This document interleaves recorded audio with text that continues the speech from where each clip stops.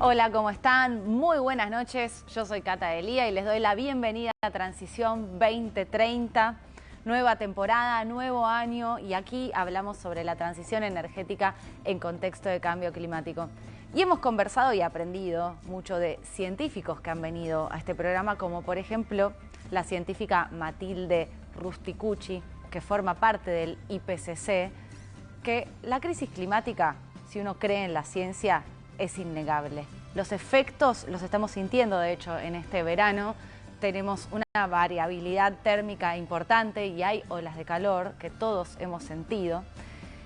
Y la pregunta es, si nos queda poco tiempo para el 2030, si nos queda poco tiempo para el 2050, ¿qué estamos haciendo? Cada uno puede hacer algo. El sector privado, que siempre escuchamos acá, ¿cómo se está transformando? Cuando se habla de impacto en la sociedad, en el ambiente, ¿qué están haciendo las empresas argentinas? Bueno, hoy vamos a seguir escuchándolas.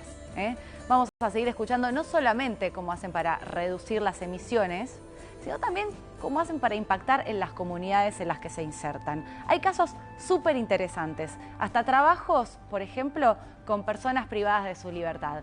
Vamos a escuchar a los que saben, a nuestros invitados de hoy. Los invitamos a un programa que va a estar muy bueno, así que quédense, bienvenidos. Estamos sumergidos en una emergencia climática global. Los efectos del cambio climático son innegables. Guadalupe River didn't rise, it ripped lives. Seguimos acá en la Cumbre Climática Mundial en Dubái. El cambio climático ya está en la actualidad y lo vemos con las 9 olas de calor que tuvimos en el último verano. Have language on fossil fuel in our final agreement for the first time ever. Nuclear energy is low level radioactivity. It's not dangerous. Nuestro país cuenta con un gran potencial para la transición energética. Tenemos una de las reservas más importantes de litio del mundo, grandes extensiones para energía eólica y solar, caudalosos ríos y lagos para la actividad hidroeléctrica y un reservorio de gas para abastecerse y exportar. Vaca muerta. Vaca muerta. Vaca muerta. Vaca muerta. Vaca muerta. El desafío está a la vista y la necesidad es urgente. El futuro es nuestro y debe ser sustentable. Y hoy nos acompañan 4 representantes de empresas B. Ya nos van a contar qué significa para cada una de esas empresas tener la certificación B. Y tenemos por primera vez de invitado a Daniel Jaimes, que es el CEO de Green Computer. Es espectacular lo que hacen, pero nos lo van a contar ellos. ¿Cómo estás, Daniel? ¿Qué tal, Cata? Gracias por la invitación. Bienvenido. Obviamente por tu acento te tengo que preguntar de dónde sos. Soy venezolano, 6 años en Argentina. Bueno, primero de todo te abrazo porque son momentos convulsionados de tu país. Sí, sí. Liga de sentimiento. Me imagino. Bueno, ¿qué es Green Computer, Daniel?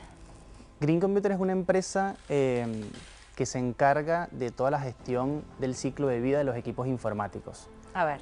Primero, abordando 2 problemáticas, una ambiental y otra social. Sí. La ambiental tiene que ver con el desecho electrónico de las empresas, que cada vez se vuelve un problema más grande porque la tecnología va a pasos agigantados. Claro, una empresa que cambia todas sus computadoras y teléfonos, ¿qué hace con eso? Exacto. Siempre hay obsolescencia, cada 2 o 3 años las empresas muy grandes hacen recambio, algunas lo hacen con una posteridad más larga, pero todas tienen el mismo problema. ¿Qué hago con estos equipos? No lo puedo lanzar al tacho. Y ahí entra empresas como Green Computer que brindan este servicio de disposición final de activos de tecnología, donde nosotros recolectamos todos esos activos que están obsoletos o en desuso, le borramos la información, garantizamos la seguridad de la información, porque recordemos que todos estos equipos tienen discos duros y almacenan información sensible para la empresa. Es que siempre el miedo, a ver, seguramente en la casa les debe haber pasado lo mismo que me ha pasado a mí. Tenés una computadora que ya queda obsoleta, pero te da miedo llevársela a alguien porque siempre hay información, no sabes si te lo borran seguro. ¿Ustedes garantizan esa seguridad? Correcto, sí, trabajamos con software de borrados de datos internacionalmente certificados que nosotros entregamos un reporte final, un certificado, para garantizar que ese equipo fue borrado con la traza del serial del disco duro, del serial del equipo y todo lo demás. ¿Trabajan con particulares o solo con empresas? Solo con empresas. Lo particular también es un nicho al cual estamos desarrollando, pero como no hay tanto volumen, queremos empezar por el problema más grande, que es el desecho electrónico de las empresas. Para que te hagas una idea, Cata, en el mundo se desechan 60 millones de toneladas de RAEs. Los famosos RAEs que son residuos de aparatos eléctricos y electrónicos. Y los equipos informáticos representan más de un tercio de todo ese total. ¿Qué son? ¿Computadoras? ¿Teléfonos? Computadoras, teléfonos, equipos de escritorio, servidores, monitores, impresoras, todo lo que tenga que ver con tecnología o que se conecte a una red. ¿Y eso a dónde va? Entiendo que cada país, cada municipio es un mundo, pero... ¿La disposición correcta o la incorrecta? Las dos cosas. La disposición correcta, que lamentablemente es el menor porcentaje, es aproximadamente el 20-30% del total. Empresas como Green Computer hacen esta disposición final y separan lo que sirve o tiene vida útil para reacondicionarlo y entrar a... Y reutilizarlo, digamos. Reutilizarlo. Economía circular. Agarran lo que sirve y lo vuelven a reinsertar. Exactamente. Y el resto, lo que no funciona, por ejemplo, cosas muy obsoletas, por ejemplo, estos monitores grandotes pesadísimos, se van a una planta de reciclaje que separa los materiales y también los convierte en materia prima para usar en otras fabricaciones de dispositivos. ¿Y la incorrecta? La incorrecta, lanzarlo al tacho, la incorrecta que terminan en relleno sanitario y contamina, obviamente, porque los materiales, los metales que tienen estos equipos en el agua, por ejemplo, el litio, el níquel, el mercurio, hay muchas que tienen, contamina un montón. Ahora, Daniel, me da mucha curiosidad, vos sos venezolano, te decía, no quiero entrar en esa historia porque es un programa de otra cosa, pero ¿cómo llegás a fundarla acá, la fundás acá en la Argentina, esta empresa? Sí, Green Computer nace en Argentina. ¿Tiene que ver con tu historia de irte de tu país? Totalmente, sí. Yo migré primero a Ecuador, estuve en Quito 6 años. Sí. Ahí yo siempre estuve relacionado a la tecnología.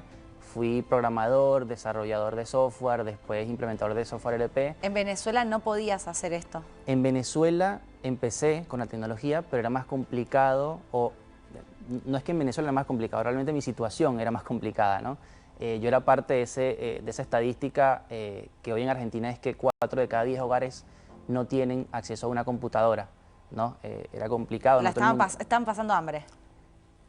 ¿O ahora está en una mala situación? No estábamos mal, pero no teníamos acceso a esos lujos, que no deberían ser lujos realmente, como una computadora. Después que yo adquiero mi primera computadora y siempre me gustaba, desarrollo todo este amor por la tecnología y en Ecuador conozco a una persona que vendía equipos reacondicionados y conozco este mundo del reacondicionado y empiezo a armar como el modelo de negocios, que empezó en Ecuador, pero que se consolidó aquí en Argentina. Qué interesante.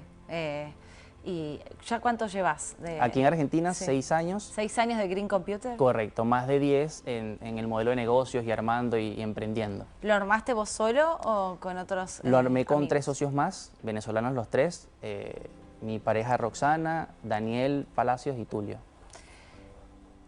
Me imagino que en todo este recorrido han ido cambiando cosas según el contexto, más allá del crecimiento de la empresa y de los números. ¿Cómo llegan a ser una empresa B? Nosotros certificamos en febrero del 2024. Me acuerdo que conocimos esa letra B rellenando un formulario en Mercado Libre para poder acceder a una sección de productos sustentables donde había un montón de requisitos y si tildabas que eras empresa B, esos requisitos ya no los necesitabas. Y me interesó, dije, ¿qué es ser empresa B? Entonces ahí empecé a investigar, vi un video de Pancho Munray, que ahorita es el director ejecutivo de Sistema B Internacional, y dije, por aquí hace mucho sentido con lo que estamos haciendo. Claro, porque era una empresa B sin saberlo, exactamente, ¿no? Exactamente. Y bueno, queríamos más que la certificación, empezar ese camino de medición, porque sabíamos que teníamos mucho potencial, tanto en lo que ya estábamos haciendo, como en lo que podíamos llegar a hacer. Y ahí empezaron, porque me imagino llegar a la Argentina tenés que hacer un montón de contactos, porque ustedes trabajan, como decías, con el mundo corporativo, con las empresas, ¿no? Como yo, Cata, quiere descartar su computadora. Sí. ¿Cómo fue eso? Sin duda, el tema del networking es papel fundamental porque hay que hacerlo de manera acelerada, como vos dices. El que no es local tiene esa desventaja de que por ahí no conoce mucho, no tiene tanto relacionamiento, y yo tuve que hacer eso de manera acelerada para poder estar al nivel capaz de la competencia, ¿no?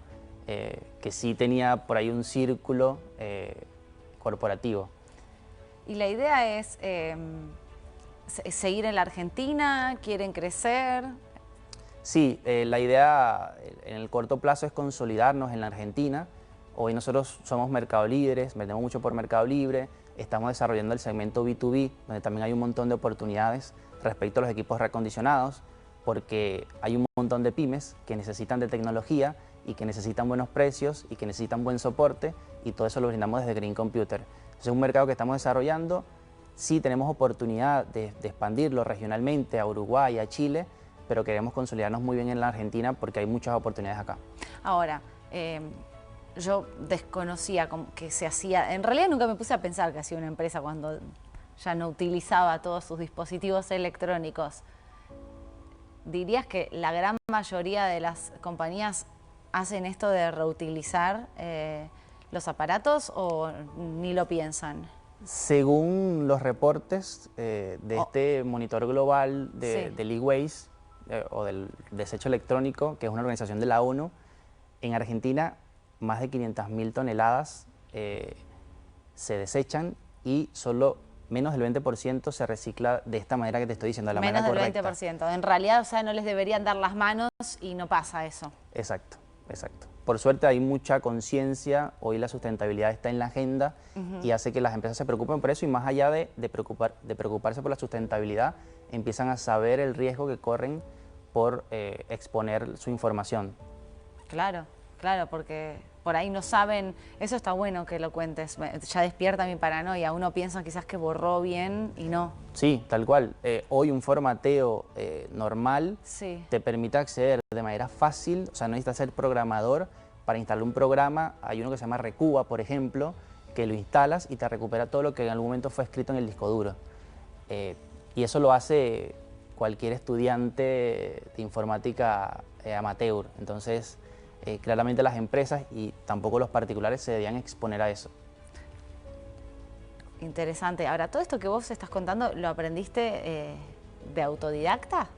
Sí, sí, es un mundo que me apasiona porque justamente yo, como te decía, formaba parte de esa estadística. Una computadora me cambió la vida y veo en el potencial de este modelo de negocios que se pueden cambiar muchas vidas, o por lo menos dar ese acceso que todos se merecen, ¿no? Es decir, para mí todos deberían tener una notebook, debería ser un derecho, así como el derecho a la vivienda, el derecho a una familia. Hoy se habla mucho de IA, de inteligencia artificial y todo lo que es la tecnología, pero también hay otro problema, que es que las empresas no están consiguiendo talento, y no están consiguiendo talento porque casi la mitad de la población no tiene acceso a una notebook. El acceso es lo primero, después la educación, y después vas a tener talento. No podemos pretender que eso se va a solucionar sin solucionar la base. Bueno, ojalá algún día puedas llevar Green Computer a tu país, a Venezuela también, y haya muchos ciudadanos que hoy no tienen, como vos no tenías tu computadora, que puedan tener acceso. Sería lindo. ¿Es parte de tus proyectos? Sí, sería lindo, sin duda. Veamos qué pasa ahora en Venezuela, cómo se pueden arreglar las cosas, pero sin duda sería lindo tener una sede en Venezuela. Daniel, ha sido un gusto conocerte. Me encanta, la verdad, lo que hacen. Abriste un mundo para mí, para nosotros, para este programa que no conocíamos, que no nos habíamos puesto a pensar y que es muy importante para poder cuidar nuestro planeta Tierra, así que muchas gracias. A vos por la invitación. Y que la próxima vez que te encontremos hayan crecido todavía mucho más. Gracias. Y ya está con nosotros Samantha Sacaba. Ella es líder de sustentabilidad y asuntos corporativos de Cookmaster. Es la primera vez que viene Cookmaster. Samantha, ¿cómo estás? Bienvenida. Bien, gracias. Gracias por la invitación. Es un gusto conocerlos a ustedes. Me encantaría que puedas contar qué es Cookmaster. Cookmaster es una empresa B certificada que brinda soluciones de alimentación a grandes comunidades. La mayoría de esas comunidades son comunidades vulnerables que atiende el Estado y que nosotros le damos soporte en cuanto a la alimentación. ¿Qué es soluciones de alimentación? Bien, en general las comunidades de alta vulnerabilidad tienen grandes barreras para acceder a una alimentación de calidad. Nosotros lo que hacemos es no entregarle alimentación simplemente, sino diseñar alguna solución para esas comunidades.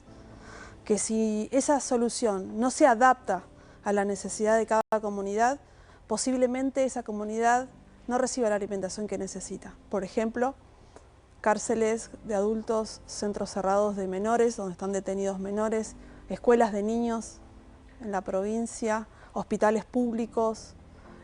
Son comunidades que dependen exclusivamente del diseño y la implementación que nosotros podamos darle acerca de su alimentación. O sea, ustedes trabajan con el Estado siempre, Sí, no importa quién esté en el gobierno, trabajan con lugares estatales, pero de poblaciones vulnerables solamente o también en otros ámbitos. En realidad, Cookmaster pertenece a un grupo empresario, ese grupo empresario es Grupo L, y Grupo L, a partir de otras empresas, sí atiende a sectores privados.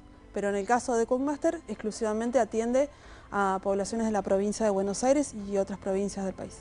¿Y cómo es ese trabajo? Por ejemplo, porque para ser una empresa B, y ya por lo que estás contando tiene mucho de eso, la población en la que trabajan, el trabajo con cada una de esas comunidades donde llega Cookmaster con su comida. Por ejemplo, vos decías cárceles. Nosotros miramos a la empresa como una herramienta, no como un fin en sí mismo. Siempre digo, nosotros tenemos la oportunidad de trabajar con esas poblaciones. Si cualquiera de nosotros quisiera intervenir en alguna de esas poblaciones, por ejemplo en cárceles, sería muy difícil ingresar y poder trabajar para ayudar. Nosotros tenemos la oportunidad de poder trabajar con ellos, diseñar e implementar programas que realmente impacten en la vida de ellos y acompañar los esfuerzos del Estado para obtener nuevas oportunidades para esas personas. Un ejemplo muy concreto es nuestro programa CREER, que educa, que forma a personas que hoy están privadas de la libertad, cercanas a 25.000 personas diarias. 25.000 personas diarias. Además de alimentarlas, ¿no? Sí.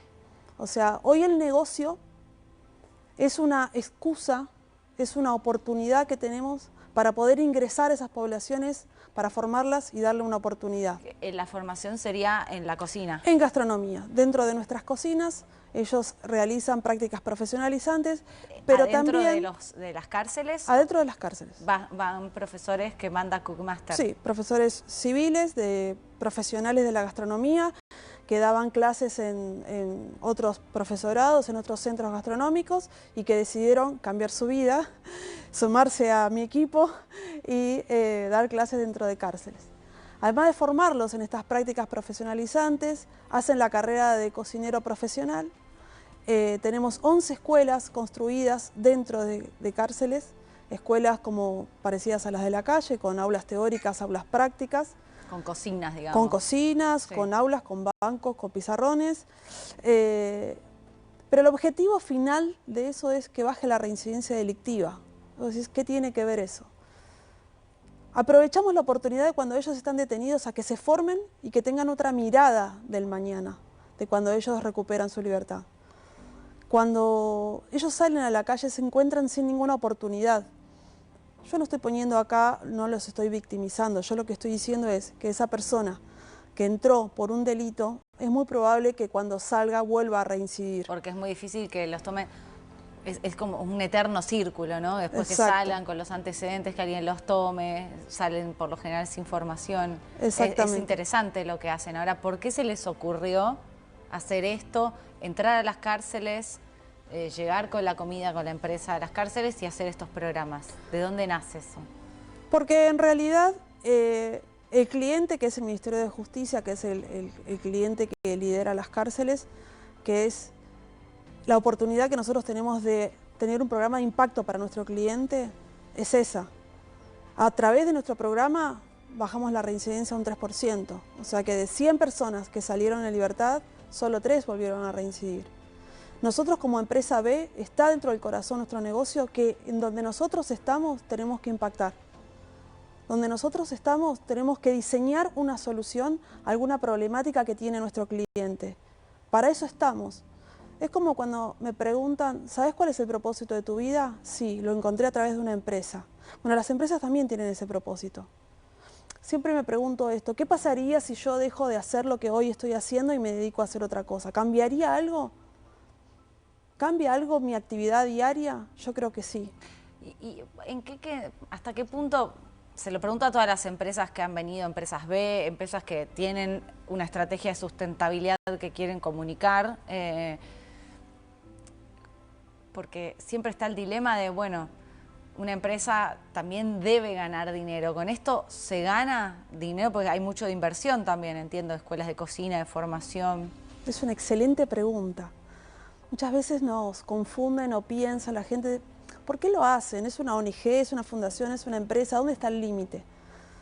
El negocio creció 25 veces a partir de esta estrategia. A ver, ¿cómo sería eso? Nosotros empezamos cocinando dentro de una unidad penitenciaria, hoy estamos en 25 sitios. ¿Cómo se explica esto? Más allá de nuestra oferta, de nuestra propuesta laboral que tiene que ver con hacer la comida, todo el agregado de capacitar, de construir, de mejorar los lugares, de hacer lugares dignos para que las personas coman, de una comida digna que tiene trazabilidad tanto en logística como en materia de calidad, nos volvimos o aspiramos a ser la mejor opción para nuestro cliente. Entonces muchas veces los clientes nos vuelven a elegir y nos dan más opciones de trabajo. Y eso creo debería funcionar para cualquiera de las empresas que se ofrece hacer un trabajo. Te deberían elegir por el plus, no solamente por la comida. Y que la comida sea la mejor comida. Nuestro líder, nuestro CEO siempre nos dice, lo que hagas, sé el mejor en lo que hagas, hagamos lo mejor. Si un día tenés la posibilidad de entrar a alguna de nuestras cocinas dentro de las cárceles, te vas a dar cuenta que inclusive es una cocina mejor de la que podés encontrar en un ámbito privado. Hoy, en alianza con Grupo L, lo que hacemos es traer esos modelos de cocinas corporativas, como en una empresa privada, traerlas hacia adentro de una cárcel. Y eso rompe todo paradigma, porque vos te haces la pregunta de, ¿se merecen una cocina como esta? ¿Es necesaria una inversión como esa en un lugar como este, olvidado, en un lugar donde las personas naturalmente rechazan? Bueno, nosotros lo hacemos en todos los lugares donde estamos. Nosotros no estamos para juzgar, estamos para impactar, estamos para transformar realidades, estemos donde estemos. Samantha, y además de las cárceles, ¿dónde más están? Hacías una enumeración al principio, pero me interesa conocer otro tipo de trabajos que Bien, hacen. Estamos, bueno, con impacto social, en cárceles de menores. Cárceles de menores, que es una realidad cruda también, hoy puesta con mucho foco sobre qué podemos hacer o cómo podemos acompañar a esos menores para que no lleguen a una cárcel de adultos. Ahí también tenemos un programa de alto impacto. Después estamos en hogares de abrigos de la provincia de Buenos Aires, que es donde van los niños que están con alguna medida de abrigo, judicializados, donde este año tenemos el foco puesto ahí, en ese cliente, en ese ministerio, que es el Ministerio de Desarrollo, para poder implementar un programa también de alto impacto y generar oportunidades para esos niños y esas niñas y adolescentes que al cumplir 18 años deben dejar ese lugar y no tienen oportunidades porque estuvieron ahí desde niños. En escuelas de niños. Las escuelas de niños que nosotros atendemos no son escuelas privadas, escuelas que tienen herramientas, son las escuelas por ahí de mayor vulnerabilidad, donde nosotros entregamos la única comida posiblemente que ese niño o esa niña tenga. Esa comida que entregamos tiene que llegar en tiempo y forma. Ese niño no tiene una góndola donde ir a comprar. Nosotros somos su opción. Entonces lo que tenemos que hacer lo hacemos con alta responsabilidad. El equipo del Centro de Distribución y de Logística es un equipo de alto rendimiento porque tiene la conciencia clara de hacia quién le está entregando ese alimento y cómo tiene que llegar. Por eso somos tan estrictos en las normas de calidad. Samantha, y además de, entiendo por lo que sí de normas de calidad, de trabajar con la seguridad alimentaria y con el impacto social, ¿cómo hacen para ser sustentables, reducir emisiones, cuidar? Me imagino que hay desperdicios de alimentos también. ¿Cómo trabajan todo eso? Bien, nosotros tenemos un programa transversal en toda la empresa donde vamos detectando puntos de mejora. Una de los beneficios de la certificación B es que te va marcando dónde estás más fuerte y dónde estás más débil. En la última instancia de certificación detectamos que había muchas mejoras para hacer, muchas oportunidades de mejora en el cuidado del medio ambiente, y ahí empezamos a diseñar diferentes acciones. Claro, porque me imagino los hornos, o sea, deben tener un gasto energético importante. Bien, evaluamos esos gastos energéticos cocina por cocina. Nuestro centro de distribución es residuo cero. O sea, hay un centro de distribución de 8.000 posiciones, residuo cero. Nosotros no tenemos desperdicio alimentario, tenemos un plan de abastecimiento, de planeamiento de las recetas, de los menús, tan eficiente que lo que hace es no comprar de más. Porque no se trata solo de no tirar la comida, es por qué le diste de más, en realidad, o por qué le diste de menos, ¿no? Desde el abastecimiento tenemos una trazabilidad de la compra de los alimentos, con recetas planificadas. Nosotros no mandamos X cantidad de comida a las cárceles o a los hospitales y ven qué hacen con eso. Hay recetas que ya están planificadas desde que empieza hasta que termina el contrato. Hay menú de verano, menú de invierno. Eso hace que vos ya sepas lo que vas a comprar y no tengas que tener residuo de alimentos. También optimizás cuáles son los alimentos de la temporada. Los cartones nosotros reciclamos y tenemos convenios con ONG que se tratan ese reciclaje y la deposición final de esos insumos. A partir de nuestro uso, de lo que vos recién mencionabas de las energías, nosotros tenemos una forma de acompañar al cliente, porque finalmente termina siendo instalaciones del cliente en donde nosotros cocinamos, para que ese uso sea controlado. Ah, ustedes no cocinan en un lugar y mandan la comida. Estamos en el sitio del cliente, estamos en ese hospital, en esa cárcel. En la escuela. Exactamente, en ese lugar. Así que es instalaciones del cliente. Sí. Y además, nosotros desde el 2021 entendimos que estábamos usando mucho plástico descartable, muchísimo, o sea, muchísimo dentro de las cárceles, y ahí lo que decidimos fue hacer una corresponsabilidad sobre nuestra comida. Entonces cambiamos los plásticos descartables por los llamados tupper o reutilizables. O sea que ya no hay más plástico dentro de las cárceles. Exactamente. Y evitamos 30 millones de descartables. El tupper, las personas privadas de su libertad devuelven el tupper, ustedes lo lavan, vuelven a cocinar y así. Ellos lo lavan, lo traen lavado, sí, y pueden reponer ahí la otra comida. 30 millones de descartables reemplazamos. Mira. Esos descartables que se acumulaban en las cárceles obviamente traían suciedad, traían roedores. Nosotros, ¿qué hicimos? Bueno, esto es del cliente, dijimos nosotros, es responsabilidad del cliente, pero nosotros, otra vez aparece de nuevo nuestra cultura. No podemos mirar para otro lado, queremos ser parte de la solución. Hoy generamos una alianza con otra empresa B, que es la que nos fabrica esos envases retornables, y estamos contentos con eso, porque no solamente son retornables, sino que son biodegradables. Entonces, cada vez nos exigimos más respecto de eso, pero esto nace cuando uno tiene certeza de cuál es la posición de uno. Si uno lidera un segmento o tiene un gran alcance en las compras de alimentos, en la venta de alimentos, en la entrega de alimentos, esa responsabilidad, ese liderazgo trae una responsabilidad. Es ¿qué más puedo hacer? Porque lo que yo impacto, impacta fuerte. Samantha, tenemos que ir cerrando. Me interesa saber qué objetivos se han puesto para este año que comienza. Bueno, como te decía y te mencionaba recién, tenemos el foco puesto en lo que son niños, niñas y adolescentes, diseñando programas de impacto para mejorar su calidad de vida y generar oportunidades. Estamos construyendo una matriz única en nuestro segmento, en donde está compuesta por cada una de las normas de IRAM, de ISO, los ODS en los que nos estamos enfocando, y cómo mejorar cada uno de los puntos de la certificación B. O sea, todas las áreas este año, a partir de esa construcción de la matriz, van a estar sujetos sus proyectos a cómo mejorar la evaluación B.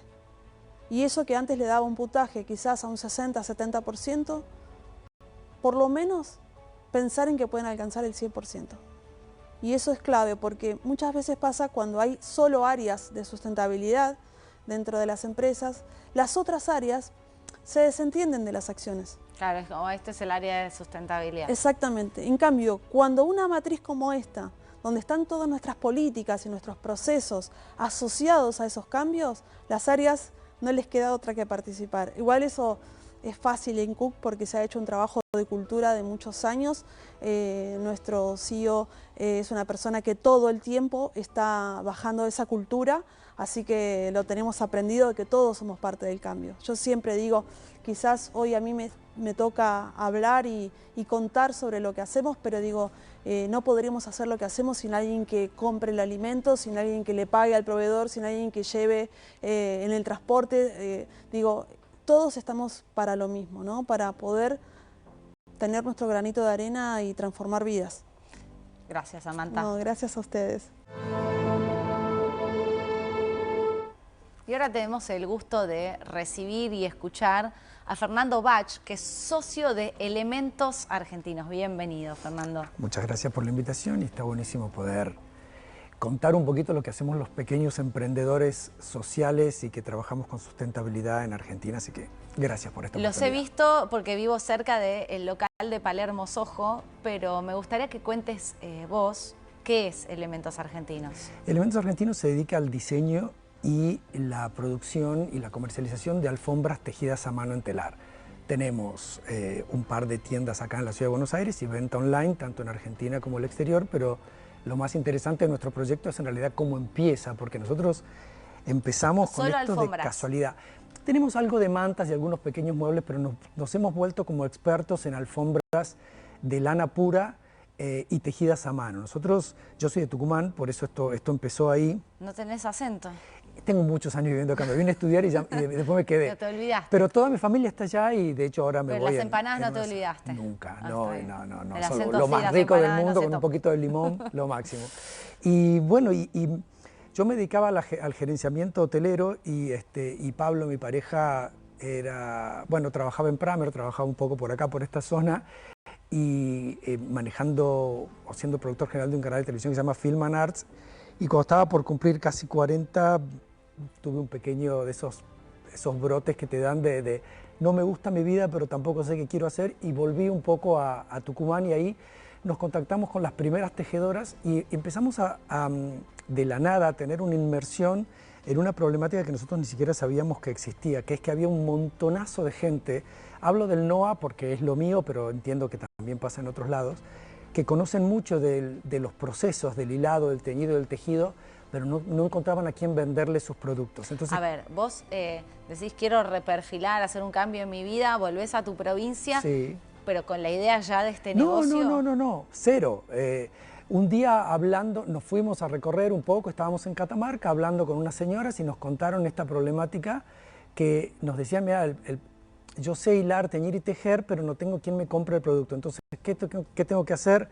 Tengo que dejar mi oficio e irme a trabajar como empleada de casa de familia en las ciudades grandes del NOA, Salta, Tucumán. O si las mujeres que tenían ponerle un compañero, ese compañero se iba 2, 3, 6 meses a la Zafra o a la Vid en Mendoza y a veces volvía y a veces no volvía. Entonces había un desmembramiento familiar bastante complejo. Bueno, nosotros como quien colabora en ese momento hicimos como una selección y una compra de cosas y después hicimos una feria en casa simplemente para recuperar lo invertido porque yo ya había dejado mi trabajo en relación de dependencia, así que no estaba para hacer beneficencia, digamos. Alfombras compraron. En ese momento, claro, mantas y alfombras. Y después cuando vimos que realmente a la gente que se le íbamos mostrando le gustaba, ahí empezamos a estudiar. Empezamos a estudiar teñido con plantas, tejidos, cursos de hilado, hicimos cursos de emprendedurismo, bueno, hicimos una serie de cosas para prepararnos y nos propusimos ser como un puente entre estas comunidades y el mercado. Pero esas primeras charlas con esas tejedoras de Catamarca nos dejaron muy marcada la impronta del sentido, de para qué estamos haciendo esto. Porque a mí como gerente de hotel me iba súper bien económicamente, pero faltaba algo, había como una cosa adentro que no estaba. Y hace 20 años que cumplimos ahora, fines del año pasado cumplimos 20 años, y ese propósito apareció con mucha claridad y nos fijamos 4 o 5 reglas que son nuestras reglas de oro desde el inicio. Trabajamos directamente con el artesano, sin intermediación. O sea, conocen a todas las personas que hacen. Todas, y ahora ya los nietos, o sea, ya tenemos una inserción familiar. Hoy son cerca de 360 familias impactadas de manera directa, indirecta muchas más. Decías, ese es uno de los principios. Segundo, vendemos al menor precio posible para que el producto rote y no haya picos de trabajo. O sea, cuando hay un pico de depresión de venta, nosotros seguimos comprando para el stock, pero la tejedora, el artesano, tiene que tener y porque tiene que comer todos los días, no puede comer el mes que se vende sí y el mes que no se vende no. Tercero, está completa, total y definitivamente prohibido el trabajo infantil. Sí pueden, jugando, aprender a hilar con uso, pero no pueden dejar la escuela para trabajar en el telar. Y el último punto es, esto estoy hablando del 2005, 2006 nos planteamos esto. Cuando se iluminaron a hacer vendamos solo cosas biodegradables, nada que tenga plástico. 2005, mirá. 2005, sí, 2006. Ni siquiera sabíamos en ese momento que se llamaba... Estaban bien iluminados. Fue así una inspiración. Y en ese momento ni siquiera sabíamos que lo que nosotros hacíamos se llamaba comercio justo. Eso nos enteramos muchísimo después. Y bueno, fuimos creciendo, primero un local, primero el showroom en mi casa, después un local, después otro local, después y así, bueno, exportación y demás. Y nuestro camino B empezó en el 2019. ¿Por qué? Porque nosotros siempre tuvimos muchos clientes que no eran de Argentina, que compraban acá, pero queríamos una inserción formal en la exportación. Y entonces empezamos a averiguar distintas certificaciones y al principio, la verdad, para nosotros era casi una herramienta de marketing. O sea, necesitábamos una certificación, porque cuando vos vas a vender alfombras, ponele Estados Unidos, y venís de Argentina, y tenés que estar compitiendo con Turquía, Marruecos, Nepal, India. Claro. Tenés todas las de perder, o sea, tenés que posicionarte desde otro lugar. Claro, no, por precio ciertamente no puedo competir, tenía que competir, por ejemplo, por los teñidos, el teñido de algarrobo que genera un marrón particular, el teñido con yerba mate que genera un verde especial. Y la certificación, dijimos, che, bueno, puede ser una cosa interesante. Pero claro, lo que pasó es que cuando empezamos a estudiar la certificación B, antes de presentarnos para obtenerla, se nos abrió como otro capítulo en esto que nosotros ya veníamos haciendo relacionado con el comercio justo, y que fue el triple impacto, porque nosotros no teníamos como la práctica, pero no teníamos la teoría del triple impacto. A ver, ¿y cómo llega esa teoría a usted? Y a través de, lo primero fue Sistema B, que es la filial de Argentina de B-Lab, que es la ONG con base en Estados Unidos que otorga esta certificación, tiene en su web un módulo donde vos podés entrar y simular cuál sería tu puntaje si vos fueras empresa B. Pero ya al hacer eso, tu cabeza empieza a cambiar y decir, no, pero pará, yo puedo... Tu cabeza fue B. Claro, si yo cambio la iluminación de las tiendas, hago esto. Si yo de repente cambio en mi estatuto tal cosa, en el estatuto de la SRL nuestra, podés obtener esto otro. Entonces es como que se alineó una cosa que nosotros intuitivamente la hacíamos porque nos salía de adentro, con una cosa mucho más formal. Y el camino B es un poco eso, es como esta cosa de pensar todo el tiempo en cómo podés hacer las cosas mejor. Tu programa se llama Transición 2030 y nosotros con Elementos queremos llegar al 2030, todas las empresas tenemos la obligación de llegar al 2030 carbono neutral, pero ese camino vos te vas dando cuenta que empezás a tomar decisiones cotidianas con eso como filtro.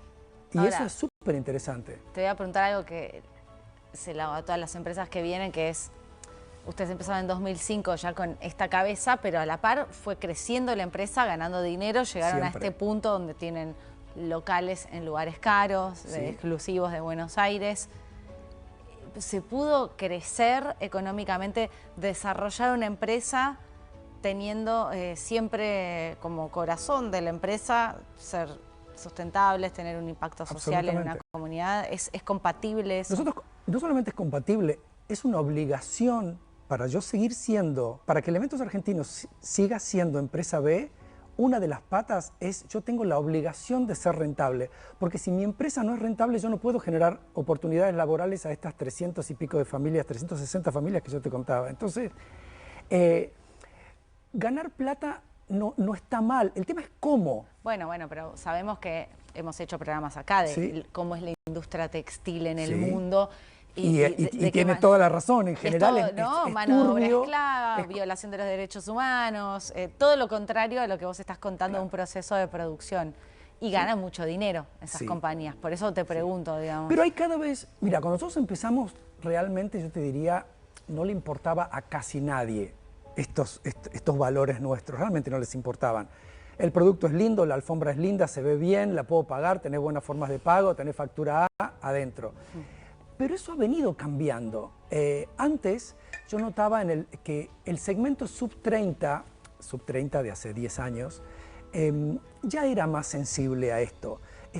Porque nosotros, te iba a decir, estaba dispuesto a pagar un poquito más para saber de dónde viene su producto y cómo está hecho, y quién lo hizo, y qué materia prima utilizó. Bueno, pero la pandemia amplió mucho ese mercado. Mucha más gente se sintió interesada por saber, bueno, ¿y esta alfombra quién la hizo? ¿Y de dónde viene? ¿Y por qué lana? ¿Y por qué la asocias a algo de la pandemia o fue en ese momento? Para mí fue, primero nosotros tuvimos un pico de venta impresionante en la pandemia. Vos imaginate la gente encerrada en su casa viendo comprando cosas. Nos fue muy bien en la pandemia. Nosotros queremos que venga otro virus. No. Nada. Pero nosotros hacemos mucha docencia en nuestras tiendas y también en la venta online, porque tenemos muchos clientes que no vienen a Buenos Aires. Y explicamos mucho el por qué. Simplemente, o sea, una alfombra de lana tarda unas 15 semanas en biodegradarse. Una alfombra de polipropileno, que sí es fácil de limpiar y todo, tarda 200 años. Entonces, tenemos mucho de eso. Nuestro equipo de venta, por ejemplo, sabe perfectamente qué es ser empresa B. Yo creo que una de las principales cosas que tenemos que hacer las empresas B es docencia, es explicar. Porque esto que vos decías es cierto. Cuando nosotros recién empezamos, nosotros no sabíamos mucho de este rubro. Íbamos a vender, ponerle, no sé, o venía un cliente y nosotros le decíamos, bueno, esta alfombra mide tanto por tanto y vale tanto. Y te decían, bueno, pero yo la vi en este shopping, a esto. Y después nos dimos cuenta que el valor de algo está en relación a todo lo que hay detrás. Entonces yo siempre digo, nosotros no es que vendemos alfombras, vendemos un concepto de consumo también. Te tiene que impactar desde otro lugar, te tiene que llegar desde otro lugar el producto. Y eso pasa con la ropa. ¿Y vos ves que realmente la gente ha cambiado? Cada vez más es cierto que la preocupación por la sustentabilidad la podés tener una vez que tenés la panza llena. Sí. O sea, si vos realmente no tenés para comer, no tenés para darle educación a tus hijos, más cara. No, ni te preocupa reciclar o no te preocupa eso, porque tenés realmente otras prioridades. Sí, pero no podés realizar. Claro, yo hablo mucho de gente que está en el medio del monte, en medio de la montaña, y yo a veces voy a la montaña y digo, mira todo este plástico tirado acá, y después llegás y ves las realidades y decís, bueno, no es que lo entiendo, pero lo entiendo. No partimos de las mismas... Exactamente. Los mismos puntos de partida. Exactamente. Y eso para mí, si vos me dijeras qué es lo que más me gusta de Elementos Argentinos, de las alfombras, obviamente tiene una parte que me encanta, que es, vos la pones en tu casa y realmente está buenísimo. Hoy justo subí un reel en el que aparezco yo diciendo que es como un masaje, una alfombra, y es literalmente, cuando vos pisas un producto 100% natural como una alfombra, es como que realmente te relaja. Y esa parte está buenísima de mi trabajo. Ahora, hay otra parte de mi trabajo que es cuando vamos al norte, cuando vamos a Santiago del Estero y vemos esas familias que cuando las conocimos hace 20 años tenían 2 habitáculos en adobe, uno para dormir y otro para alimentarse, y ahora hay casas de material, vehículos para llevar y traer la producción o para moverse por la zona, porque son zonas alejadas de centros turísticos o de centros urbanos, quiero decir. Cuando ves paneles solares y el panel solar permitió, por ejemplo, tener internet.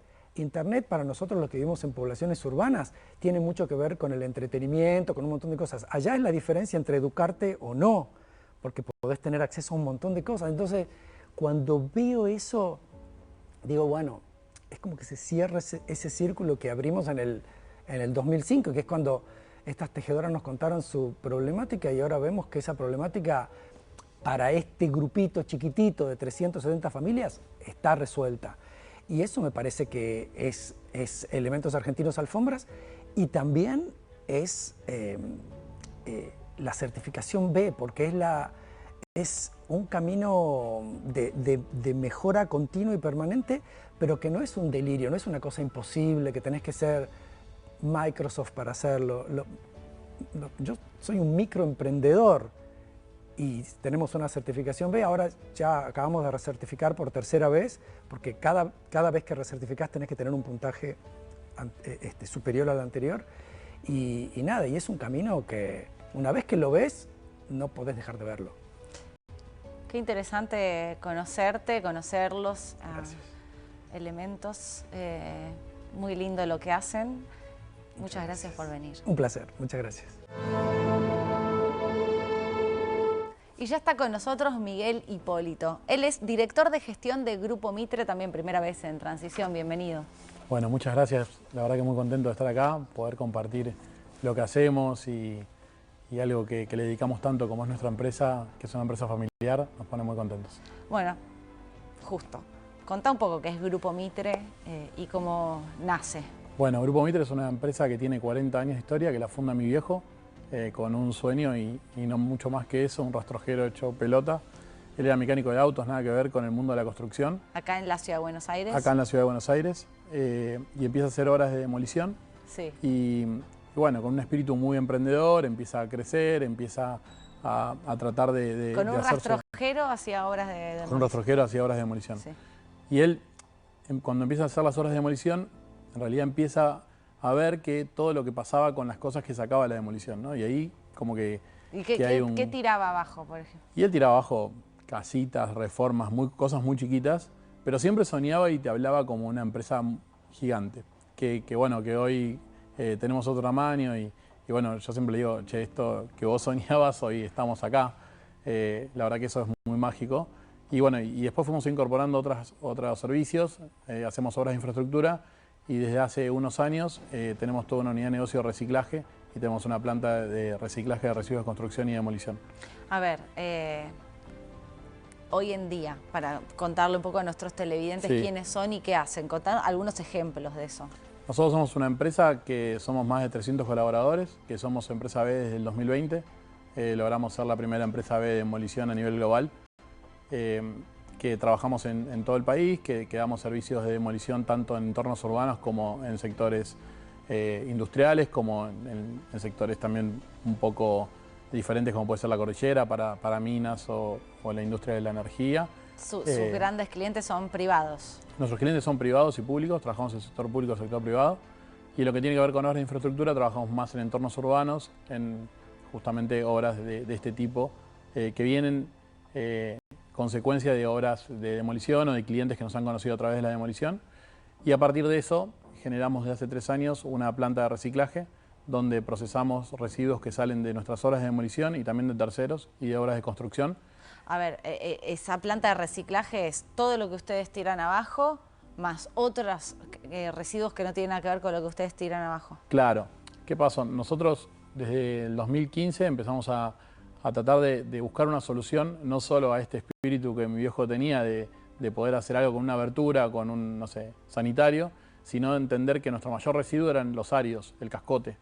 Y con eso había que hacer algo, porque eso generalmente todo el mundo pensaba que se hacía la obra de demolición, donde una construcción llegaba a su final de ciclo de vida y empezaba una obra nueva, y lo que pasaba con lo que se sacaba de eso era algo que era un desconocimiento para todos. Y claro, la verdad es que yo no tengo idea qué pasa. Nadie le da trazabilidad. Sí. Y bueno, nosotros dijimos, che, con esto hay que hacer algo.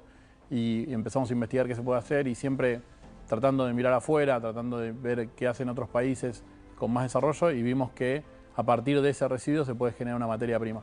Y entonces empezamos a generar materias primas recicladas que cumplen la misma funcionalidad que una materia prima virgen, pero obviamente tiene características diferentes y los empezamos a reincorporar. ¿Cómo qué, por ejemplo? Por ejemplo, el hormigón que Sí. nosotros demolemos, lo trituramos, lo segregamos y lo reinsertamos en obras de movimiento del suelo para bases y subbases, lo reincorporamos en procesos de fabricación de nuevo hormigón, fabricamos premoldeados de hormigón. Hay un montón de aplicaciones que pueden hacerse eso. Del cascote se puede reemplazar arena, se pueden reemplazar también para hacer contrapisos. O sea, el cascote tenía aplicación, pero no a gran escala. Y bueno, nosotros hicimos una planta para tratar esto a gran volumen y empezamos a también tratar otros materiales que son de construcciones más modernas, como el yeso. También estamos haciendo pruebas para tratar caucho, para tratar madera y bueno, y empezar a darle a todo una circularidad. Y eso nos permitió levantar nuestro estándar. Nosotros hoy tenemos que nuestras obras tienen arriba del 90% de reciclaje de los residuos generados. Entonces eso la verdad que nos ha... ¿Cuánto? A ver, repetime el... 90%. Nosotros reciclamos arriba del 90% del residuo generado. En algunas obras llegamos al 99,9%. Mirá qué interesante. Y también nos llevó a desafiarnos de Sí. cómo le damos trazabilidad a eso. Bueno, empezamos a implementar todo un sistema de tecnología. Y bueno, todo ese camino nos lleva a conocer las empresas B. A ver, quiero ir un poco para atrás con la historia, Perdón. porque me interesa mucho del rastrojero a hoy, a ser Sí. una empresa conocida, que trabaja con empresas grandes, con el Estado. Tu papá empieza con el rastrojero y ¿en qué momento llega a esta empresa que son hoy?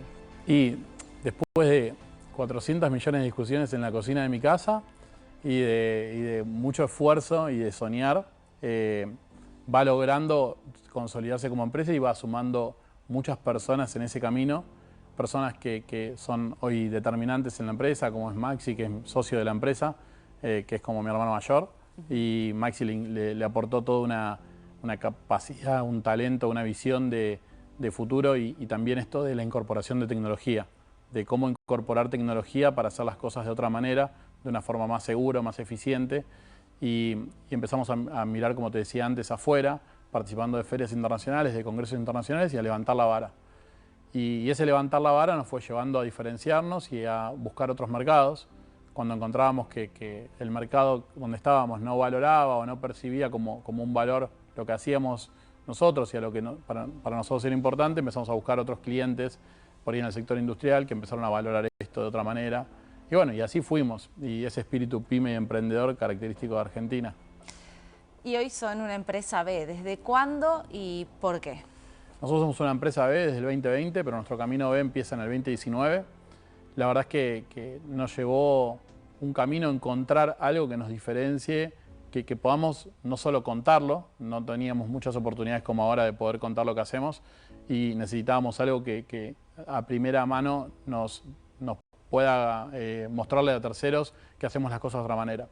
Y en una charla también, como he escuchado de otros colegas, escuchando a Pancho Murray, vi que era el camino por ahí, que ser empresa B era algo distinto y que abordaba un montón de verticales de nuestra empresa. Y dije, che, vamos por acá. La primera charla que tuve en la empresa cuando les dije a mi viejo que queríamos ser empresa B o que era el camino a ser empresa B, siempre digo lo mismo, me dijo, che, pero nosotros vamos a hacer una fundación. Y le digo, no es ser una fundación, es justamente ser una empresa. Y Como es que algo no veía que podías ganar plata y también claro, cuidar tal cual. planeta. Y empezamos en esas conversaciones. ¿Y cómo lo convenciste? Y la verdad que en espacios de charla, mostrando ejemplos y también viendo esta oportunidad de poder hacer algo diferente en un rubro tan tradicional como es la construcción. Y nos metimos por ahí muy en ese instinto pyme, sin que el Excel dé, ¿viste? No es que hicimos un mega plan y un mega proyecto, dijimos es por acá. A lo guapos. A lo guapos. Hicimos la evaluación es incómoda, la evaluación es algo que te pone frente al espejo y tenés que mirarte y entender que hay cosas que haces bien y hay cosas que tenés que mejorar un montón. Y bueno, y a partir de ahí también descubrimos cosas que hacíamos que desconocíamos, que tiene que ver con todo el impacto social. Entonces empezamos a trabajar fuerte en el impacto social y el impacto ambiental. Y hay una frase que me impactó de las primeras charlas que fui participando de este camino a ser B, que la hice uno de los fundadores del Movimiento B en Argentina, que es Peta Fiedrich, que él decía que cuando logremos ser empresa B, que nos parecía nuestro techo iba a pasar a ser nuestro piso. Y eso fue tal cual. Nosotros logramos ser empresa B y de golpe todo pasó a ser, bueno, y ahora vamos por esto, por esto, por esto. Y la verdad que es un proceso de mejora permanente que a nosotros nos encanta y nos motiva. Nos quedan 2 minutos. Objetivos, desafíos para este año que arrancó, 2026. Nosotros tenemos como objetivo, tenemos varios. Uno es llevar la demolición a otros países. Queremos internacionalizar nuestro servicio de demolición. Entendemos que hay oportunidades de hacer las cosas distintas en la región. Queremos multiplicar nuestra capacidad de producción en la planta. Hoy, el año pasado procesamos 100.000 toneladas de residuos. En Buenos Aires se producen 10 millones de residuos, 10 millones de toneladas. Queremos aumentar esa producción, llevarla a 300.000 y queremos lograr que el estándar de ser empresa B sea algo valorado y percibido por la media del mercado. Muy interesante, muy ambiciosos también los objetivos, pero veo que a lo guapo han conseguido todo lo que se han propuesto, así que felicitaciones. Muchas gracias por venir al programa. Muchas gracias. Y hasta aquí llegamos, queridos televidentes. Muy interesantes las 4 historias que escuchamos de estas 4 empresas B. Esperamos que lo hayan disfrutado, que hayan aprendido como lo hacemos nosotros con cada uno de nuestros invitados. Que estén muy bien y hasta el próximo domingo.